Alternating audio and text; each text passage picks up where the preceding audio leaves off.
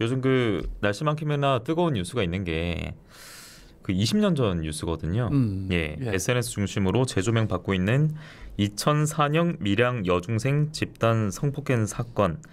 참 사건명을 언급하기도 조심스럽습니다. 그렇습니다. 예. 20년 전이면 이제 현역 기자로 활동하실 때니까 예. 좀 기억이 있을 것 같은데요.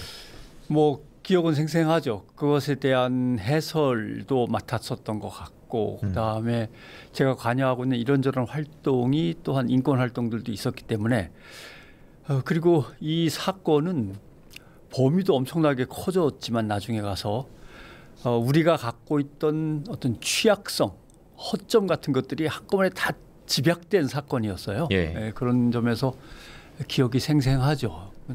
특히 이제 우리 수사 과정에서 얼마나 인권에 대한 감수성이 뒤떨어져 있었나 하는 것도 있었고 수사를 보도하는 언론들도 대체 얼마나 성인지적 관점에서 사건을 바라보거나 취재를 해 나갔던가 하는 반성도 있었고 기억에 나는 사건입니다. 예. 언론도 말씀하셨는데 지금 이제 가해자들 신상이 공개되면서 예. 가해자들은 문매를 맞고 있고 뭐 그 중에 한 명은 뭐 해고도 당했다고 하던데 그때 언론과 지금 언론의 온도차는 그러면 어떤 게 있다고 보세요?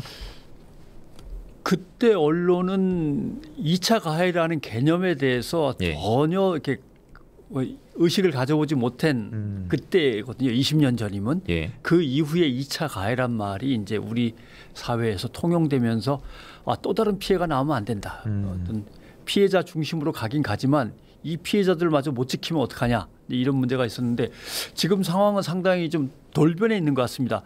죗값을 나름대로 법원이 치르라고 한 만큼 치르고 나온 사람들이 이제 유튜브 선상에서 막 신상이 공개되고 있는 거죠.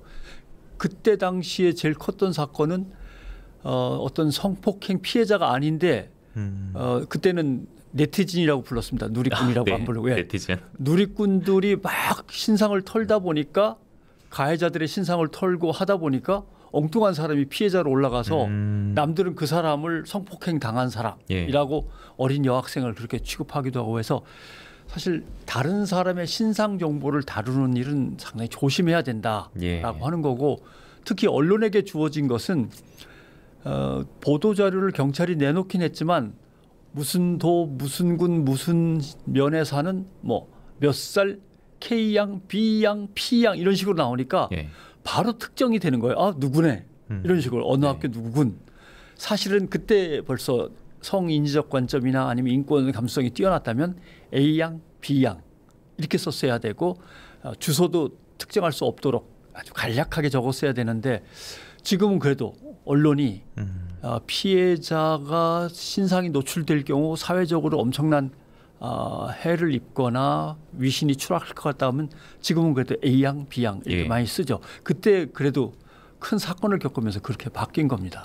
그래서 이제 지금의 언론도 봐도 사적 제재 그리고 지금 많이 불고 있는 정의 구현 이걸 좀 구분져서 보기는 하는 것 같아요.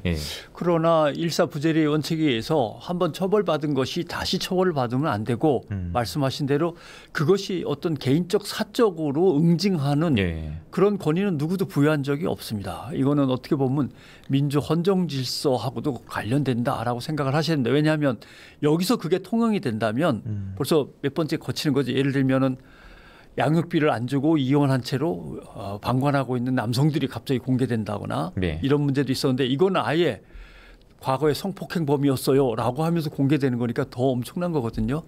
이런 제재가 앞으로도 우리 사회에서 그냥 횡행하거나 남용된다면 그러면 헌정 질서에서 문제가 되죠. 이제 공간이 있는 뭐 제도라면 좀 확립할 수 있는 계기가 분명 이번엔 좀 돼야 될 것 같습니다. 그렇습니다.